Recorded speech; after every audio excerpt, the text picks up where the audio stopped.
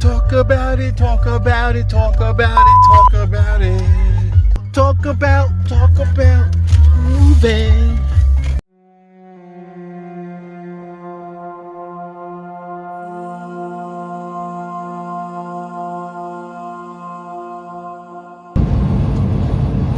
Good afternoon, people. This is another installment. Today is November 1st, the day after Halloween. For those that are on my peer group, you know, some of my peers are settled in what their investments that they've made, and they have securities looking forward. But then there are others that are still looking forward, you know, and we live in some troubling times now, you know. 2 days away from the election. Man, who the heck is this fool out here walking out here in the middle of the interstate? Man, these guys crack me up. What the? There you go. Then there's the COVID, and you know, let me address that for a moment, at least the way I see it. I see that the Trump way is herd immunity. Basically, he's not using that language, or he's not using that rhetoric, but in a practical sense, he's adopting the herd immunity mindset. Now, if you were to look at our country or our population as just a monolithic kind of group of individuals, as an organism, then there is some rationale to that thinking. But if you break it down to individuals, and you know, it's like musical chairs. Nobody wants to not have a chair when the music starts playing. You don't want it to be your loved one, your mother, your father, your grandparents, your spouse to be the one that dies in this whole entire herd immunity experiment. You know what I mean? That's the downside, of course, because you know, nobody wants to have it be their family member. On the other side of the coin, the way, at least the rhetoric of the Biden-Harrison campaign is, you know, we're gonna try to save everybody. We're gonna try to save as many people. And I say rhetoric because should they win, I'd like to see just how far they take that thinking of we're gonna leave nobody behind. You know what I'm saying? It sounds good now because that's what people want to hear. But let's just say I'll give them the benefit of the doubt for now, and they're gonna follow through with that rhetoric where we're going to make decisions as a nation to save the maximum amount of people as possible. The downside to that is that's going to grind the whole entire economy to a halt. And I believe, this personally, then you will start to have casualties of a different sort that are not even affiliated with the actual corona. And that will be an escalation of crime. You're going to have protests, people's in the streets, and you know, it's all part of the same thing. And not to mention people out of work. How long will people tolerate a shutdown of services in the government in the pursuit to save everybody possible, when you then start having people who are going to lose their lives from starvation or hunger or economic, you know, collapse and things of that nature? So to me, those are the two options, you know. The one where let the disease just take whoever's going to take, and let the strong survive coming out, because historically, if you do read up on your history, most societies usually arise very strong out of pandemics. You know, yes, there is the tragedy of the loss of life, but if you look at the aftermath, usually what remains afterward functions pretty strong for those who do survive.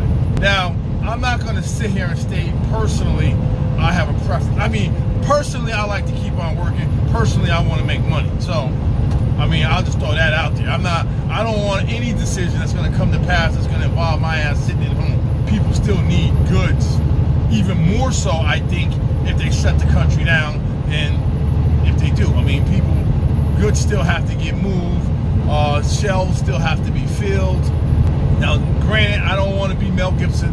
I don't want this thing to start turning so bad that I'm out here, you know, fighting with other people to get gasoline to keep my rig going because I'm in some, you know, road warrior, Mad Max, you know, apocalyptic nightmare. Well, I'll just go like this. Europe has, they're in front of the United States as far as the second surge, or some people call it the third surge of the coronavirus, and the numbers are spiking, and they're in the process now of shutting down their towns, villages, hamlets, and cities. People ain't happy, but it's also good to see how they're going to respond. You know, I think that there is some wisdom. I guess you have to pick your poison at this point. You know, at what point can the economy suffer to the extent that it may not recover, with the mindset that we don't want not one more person to die, it has to die, as if this scourge can be controlled. You know, I look at it like there's a wall and there's a bunch of holes and there's water coming out, and you only got so many fingers, and you can choose to put so many fingers on so many holes to block the water coming out, but that means it's just going to come out somewhere else, you know, and it really kind of creates a no-win situation. Now, I do understand there are mindsets of people out there of a different persuasion that are more, you know, I'm speaking on a very secular level. Now, I know that other people who may hear me speak, you know, they're going to want to inject God into the equation in their faith. I'll just say their faith into the equation, that there will be deliverance, because for them the only answer is deliverance. It's only hubris that we can even come up with a solution, or the so-called right solution, to even navigate out of this conundrum that we find ourselves in. But I don't want to steer the conversation. I will acknowledge that point of view as having some validity, but I'm just not going to get into it at this time. It's tough. It's real tough. You know, I have a elderly parent, my father. He is hunkered down, but I know one thing: I would want those around him and his fear or his bubble to behave or act in a way that will continue to give him many more years of life on this world. You know, and I would not want just, you know, a so-called herd immunity mentality to just bulldoze them right over, you know. But on the other hand, I also don't want the economy to collapse either. So, you know, I don't really know what the answer is. I'm just kind of putting it out there so that everyone that, you know, can hear my voice can absorb the conundrum and can kind of weigh in, you know. I will say this. I grew up in the inner city with a very predominant socialist mentality.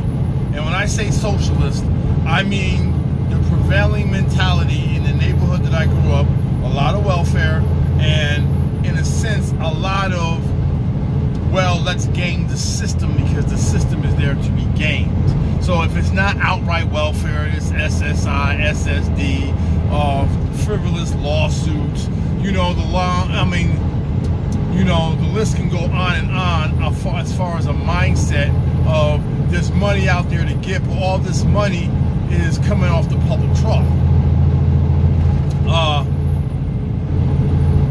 So I understand that there are those that's just how they process and that's how they think, and they don't really understand that this money has to come from somewhere, and that at some point the faucet can just get turned off, you know, and then everybody turns into a victim. Oh, you can't do this, you can't do that, or you're supposed to take care of us, you're leaving us behind, you're supposed to take care, you know what I'm saying? So, you know, when the economy's good, and when there's money out there being made and there's profits out there being made through the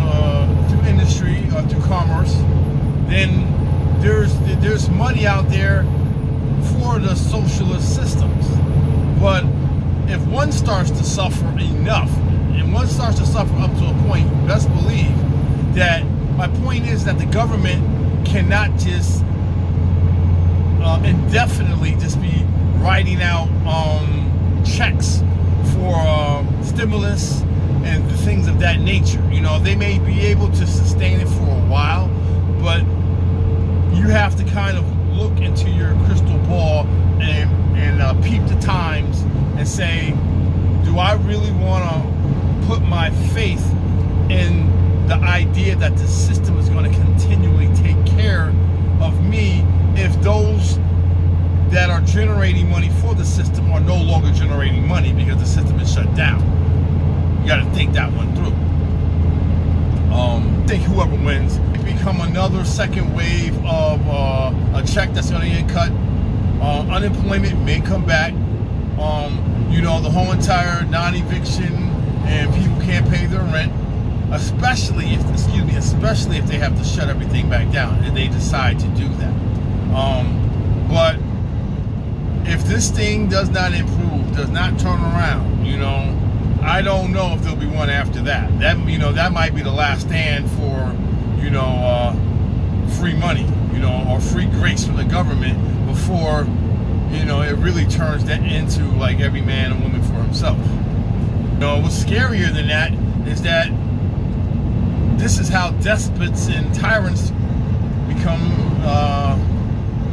you know, take power. You know, where things get dire enough that people will accept anything just to keep food on their tables, at least a promise of food on their tables. You know, and at that point, the whole system can get flipped upside down. So, to that extent, I think I would probably be leaning more so to let commerce continue on by the people for the people, you know, than to stop commerce by the people for the people, to look at a oligarchy of people who have been given titles or some authority to say, hey, can you please give us some money so it'll help us out because we're all at home, you know. You know, in a Dr. Seuss book or an imaginary world, that's nice, but, you know, I guess maybe I'm too cynical now to really see that as realistic, or that it'll play out realistically like that. So that's my little 2 cents on it. You know, anybody wants to weigh in on the debate, you know, please respond. Till next time.